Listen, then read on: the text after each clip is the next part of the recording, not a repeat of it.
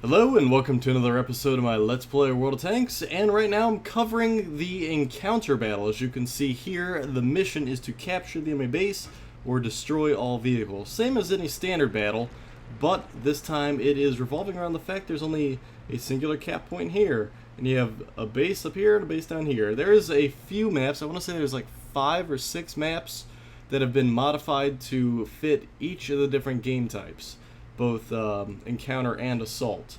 And so encounter, as you can see, you have your primary force going after the cap. You don't want to necessarily go and rush cap, but then you also have a secondary flanking force to try and get in behind them, leave a little bit of destruction, and see what you can do. It's obviously a pretty advisable tactic because you don't want to just leave that whole flank open, allowing them to come through it, but you definitely don't want to just send a whole force on a flank, because then you're going to obviously lose the main push in that battle. And this 1375 is hauling. I don't think I'm going to be able to touch him.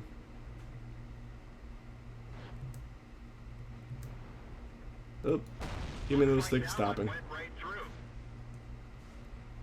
I guess I'm going to hang back at base for a minute while I defend what I can. Alright, that's taken care of. An IS and a T-29 up here. So I'm going to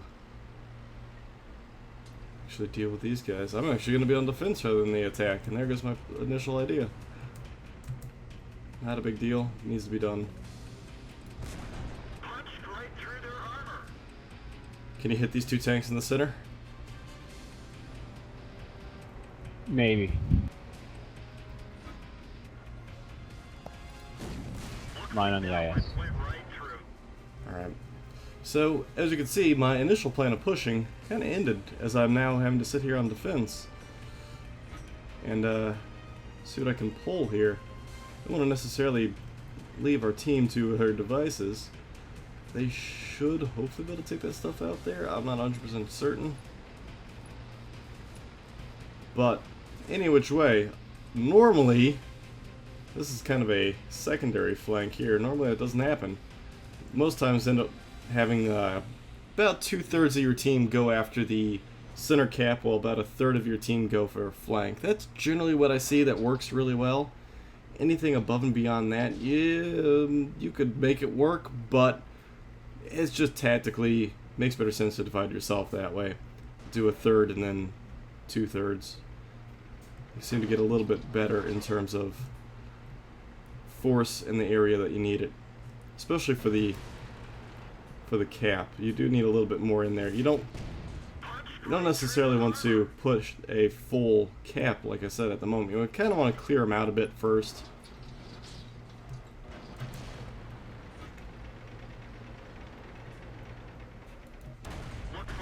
And see, like right now they're on the cap, but I'm not really worried about it. We still have a lot of tanks, so it's not. They might be on the cap, but it's not going to really make any much of a difference. Right behind you. Artillery. So I'm going to range him on the artillery since he made that mistake. Alright, he's gone. Alright, we do need to put into the center.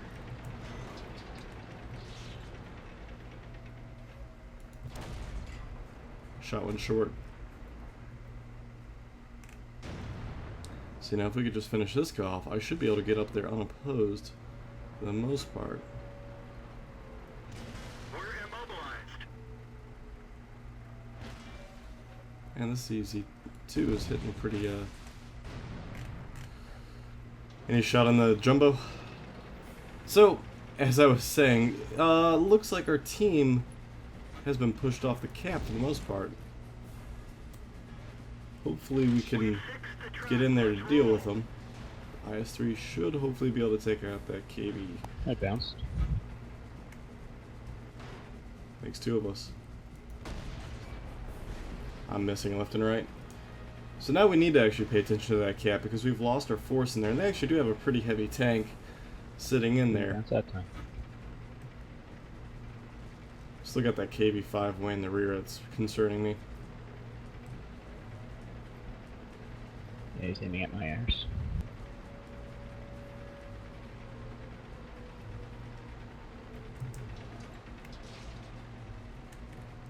We do have, again, you do have a lot of time with which to deal with the Around center. here. And the nice thing is you're relatively close to it in case you have to move.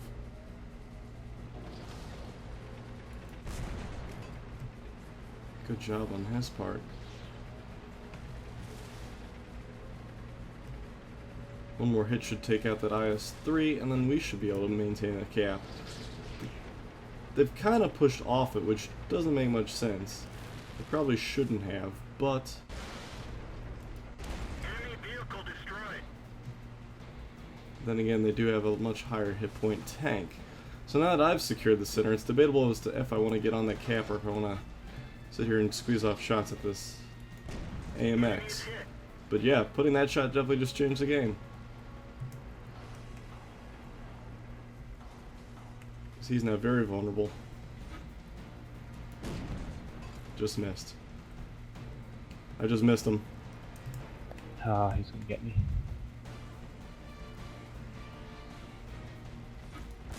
We nailed it back. You can hit him. If I can hit him one more time. Oh, he's out of ammo. Oh, I bounced. Got him. That's a shame he ran out of ammo. But he probably had to deal with a lot of tanks. So with that, I'll sit on the cap and I'll end up taking it. And that's kind of how you play an encounter. Like I said, it was a slight bit different and a little bit of readjusting that we had to do. But overall, I mean, we simply were able to do two different flanks there. Had a little bit of force in the center. We were able to take care of things that way. And then, like I said, usually you have a flank sweep up along the edge. Depending on which map it is, you'll have a flanking maneuver on both sides here. And then usually you'll send the majority of your force into whatever to kind of secure around the cap. You don't, like I said, you don't want to push onto the cap. You just want to get a force on there in that area to prevent them from really moving. Kind of want to deadlock it, trade shot for shot, and then hopefully one of your flanking forces will be able to win out, and they can then get around behind the team, and you kind of pincer them into the cap. So it's not a big deal. You sit there and take them out that way. So overall, it's a very good strategy, doing a 1/3 to 2/3.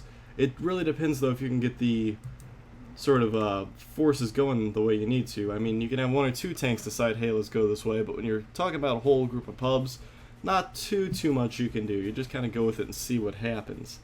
Now, as I slowly tick up the cap count here, I'm just hoping that he doesn't come behind me. He's at A1. Interesting. He must be botting. Oh well. I'll take the cap points. That doesn't matter to me. It's easier that way. I want to go out and don't want to go out and have to worry about getting a seeing as I have 500 some odd hit points, I could take what, 2 or 3 penetrating hits from that L70. So I'll take the cap arm nice and safe, and I don't have to worry about, you know, deflecting off him and all suddenly getting killed. Of course, we're gonna have our ISU go out and hunt him down. Hopefully he doesn't get shot and killed, but if the other guy's botting, well, then so be it. I'll take a cap any day. Alright, that should do it right there. Well, I'll try and show you guys an assault next. That is actually a very interesting and seemingly difficult game type, but not too bad. So here's the encounter battle. It's kind of an interesting thing because you have your attacking force dispersed along the line down here. And then you have your defending force, which sits up on the cap here. So basically, it's one force attacks, one force defends. And something really important to note is that your time right here, you're limited to 10 minutes with which to complete your assault, or if the 10 minutes runs out, the defender wins and they have defended the objective successfully. Now, this battle's a little interesting because you'd say initially, well, the attacker really is not favored very highly then, if that's the case. But no, quite the opposite actually. The attacker seems to do pretty well as they can easily get some very good positioning relatively quickly. For example, on this map you'd want to get kind of on this ridgeline here and then the ridgeline down in here. Of course, it's kind of a draw as to who gets down here first, but easily the attacker can take the cap up here and are able to hold up here really well. Luckily, I have an IS-8, so I'm able to kind of move up fairly quickly, get into positioning where I kind of want to be. See if I can't move around a bit. I'm going to want to go this way. Help spot some things. But you don't want to be overly aggressive as the defender, obviously, because you want to hold out. But there is something to be said about taking positioning as quick as you can, or at least denying positioning for the enemy team. Because if they get entrenched somewhere, it's going to be very difficult to root them out. Whereas if you get into the positioning they want, you really give them really deal them a very tough hand with which to work with. Now I'm actually going to turn back around now that I've determined that I'm in the wrong spot. And I don't know why I just took that shot. But yeah, I'm in the wrong spot there. Going up through that center part's only going to get me killed and hit by artillery. So in fact, I'm going to want to go this way with the rest of my team and support them. I don't know what I was thinking, but make do. Now there's something to be said about actually getting some people up on this ridgeline as well, because they can easily spot their artillery or any incoming heavy tanks in any direction that they need to support, and thusly they can also respond and take them out. We've taken out their E-75, their Patton, and their Panther. If we can take out the size 4, we'll be in a whole lot better positioning. So then we just have to deal with a T-110 and an E-100. Now, as you can see, we're just kind of hugging the lip. We don't want to really expose ourselves if we don't have to, because we are taking some heavy damage as it sits. Now, he just fired, so I'm going to actually go ahead and take the initiative, try and climb up here, see what I can do. Of course, I'll bounce off him, because I'm not 100% sure where I'm supposed to aim. Aiming points on the tank usually are not the same as they used to be. There we go. So we've taken him out. I can actually go and be aggressive now. We've taken out the main threat to me. And as you can see, we kind of have them pinned in the wall here. They really can't do much. We've collapsed both of their flanks. I want to try and get behind this cover, actually, as quick as I can. And I am a very fast, nimble tank. I can get behind cover. Because once I can get back here, artillery can't touch me. And I'm actually able to scout, be safe, and hit any targets crossing in the open.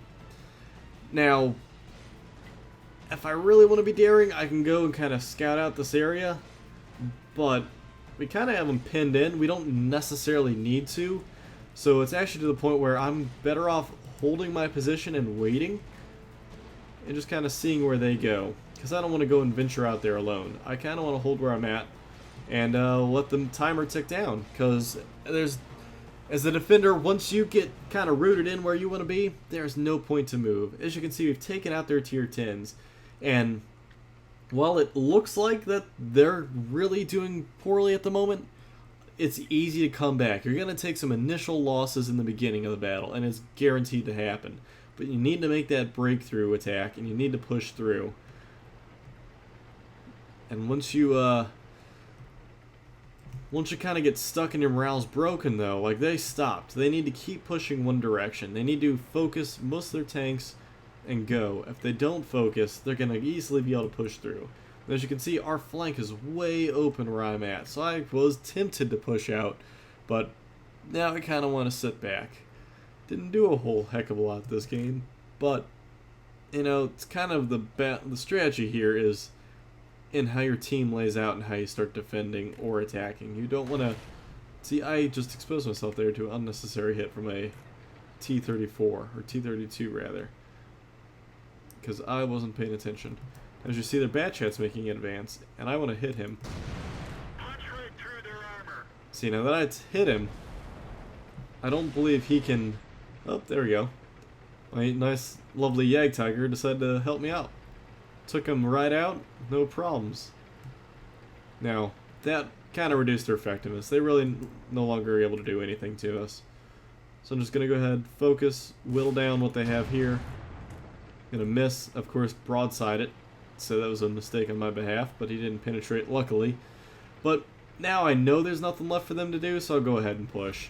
They've been collapsed at this point, and it's going to be a really short battle. Sadly, that's just how it happens sometimes. Usually you can tell if you can really push one flank in this. Yeah, definitely. If you can push one flank in this battle, it's easy game. And that's the one thing they didn't do. They didn't really put their forces where they needed to. They honestly should have put... Again, I've noticed a lot of this kind of deviating with what I'm saying, but all kind of wraps up nicely, is they didn't push a good 2/3 of their force into one direction. Instead, they did kind of 50-50, and you really need to divvy up your army, place it out nice, and really go at the other team, and really push a heavy hand on one side, and then have a, I don't want to call it a feint attack necessarily, but a good, strong little setup on the other. And it really makes a difference, because as you just saw, I didn't do a whole heck of a lot, but collapsing their flanks because they didn't spread out definitely made a big difference, because we had the majority of our force down here at the south, while I sat with a small force to the north. And they got a little too spread out, and we were able to collapse them. So let's move on to, let's see what else I can do here. Time to roll out. So I've tried for a couple dozen games now, and I really can't seem to get a, what should I say, a offensive portion to this map. I can only seem to get defensive. So I'm just going to show you what a, fast bunch of tanks can accomplish. As you can see, we've kind of split our forces up. It seems to be a little heavy on the side that I'm going, but that's perfectly fine because it's still following our 1/3 to 2/3 rule. Of course, it really does underhand the 1/3 section, but they're supposed to sit and hold. They're not supposed to push. And same goes for the offense. I've noticed this a lot, that both the offense and defense, it's whoever's the most aggressive seems to be able to be the ones who do the most. And it just so happens to be the fact that if you get the 1/3 group against the 2/3 group, you could easily overwhelm them and pretty much take them out that way. There's not a whole lot they can do. So, as you can see, it's a T110 in the distance. I'm going to have trouble with this one because I really can't hit much on the tank that I can penetrate at this range. I need to be up close so I can aim, or I just need to be able to get to a side shot. So I'm going to trade a few shots here just to see if I can't hit that little commander hatch up on top, but I'm not really too hopeful here. One of our tracks is damaged. But as you can see, we have a vast majority of the force sitting over here, and we do have one little scout that ran out here. He was doing a really good job of lighting up their artillery and lighting up their little stuff in the background. And that's really going to change the course of the battle. As you're sending one guy out, of course he ran right through here, which was perfect. And if they had run a tank right through here, they might have been able to swing behind some of the stuff in here. Or if they were to, well, probably that would be the best bet. See, now we have their artillery. There's nothing they can do about it. They've already lost that. And that 110, he started focusing on something else instead of us in the front. And we were able to whittle him down with the combination of artillery and ourselves. Now, as you can see, we still have a group over here, just a tank holding, while the majority of us over here are pushing as hard as we can. And this would go the same as if we were on the offensive side, is you just need to push as hard as you possibly can once you get a foothold. You don't want to stop and sit there and snipe. It's all about pushing and trying to get that flank off, because you don't want them to be able to reinforce any direction. And as you can see, we're starting to take out the majority of their heavy tanks. They really don't have too much over here, except for their Maus and a IS-3, IS-8 over there. No, there's our okay, E-75 and the E-100. That's what's over on that end. So they split their forces evenly, and as you can see, we were able to overwhelm them over here, while they just have a few simple things over here that we're able to hold them with because we have a small force sitting back in here and over here. So we may or may not lose that one, or the 50-120. No, we did lose the 50-120. Okay. Yeah, unfortunately, he was kind of by himself. There's not much you can do to this horde right here, but he did hold him up long enough for us to push this flank. So now we have captured this whole area. We're going to go ahead and progress all the way into behind them, and it's kind of key that we do that. They're not going to be able to do a whole heck of a lot now, because we're coming up behind them.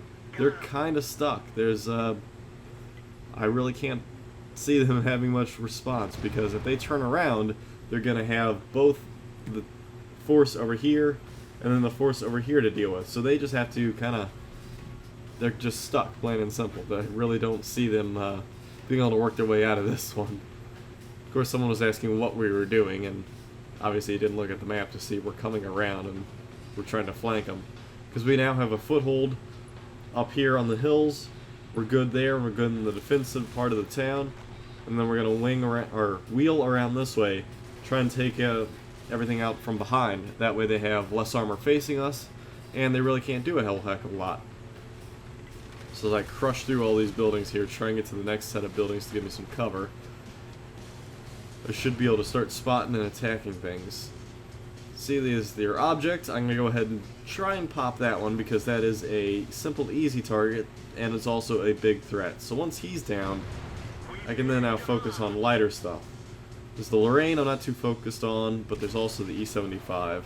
And he actually hit me for quite a bit, so now I'm going to actually have to play smart. Because last thing I want is for me to die, but of course there are plenty of tanks in our flank I'm not really too worried about. Now if we could just get more people... See, he just shot the building, which I don't understand why he did. But I don't see him, so I'm going to go ahead and focus on Lorraine. It might as well take care of him. He's going to be a softer target. He's going to worry, or he's going to damage the things that we have pushing the E75. So I'd rather take care of him, let the other things that are pushing go ahead and take care of the E75. And now, since we flanked them out completely, all that's left is their E100. And it's not like they really have a whole heck of a lot that can deal. That E100 cannot take all of us, especially with two tier 10s here. One of which I know is at a completely high health, and I don't know what the other one's at. And then we just have all our tier 9s except for the one, and we really haven't, oh, well, sorry, 1, 2, 3, except for 3 tier 9s. My apologies. But basically, this is how you have to play, is you put one small static force into a side of the map, and this applies for any of the new assault maps, is you place 1/3 of your forces in one section. Of course, this does not include tank destroyers, I mean, not SPGs, and then the other 2/3 pushes as hard as they can. If they stop, basically you've lost all your traction, and that 1/3 force is going to get overrun. It is kind of a 50-50 chance as to what you're going to face when you come across your hill, but what you basically want to do is be sure that you have your force that is really heavy just completely outflank them, and you just need to push as hard as you can and never stop, because if you can overrun them, then you have them from behind. Anyway, I want to thank you guys for tuning in to this little episode about the strategy of the new map types. I hope you guys enjoyed it and learned a few things, and hopefully this means that you can no longer have to worry about being on the defense or the offense of the assault, because it's actually fairly even. It's not as bad as people say it is. So, thanks for tuning in. I'll catch you guys in the next episode. I have a bunch of new tanks I'll try and feature, so I'll catch you guys then.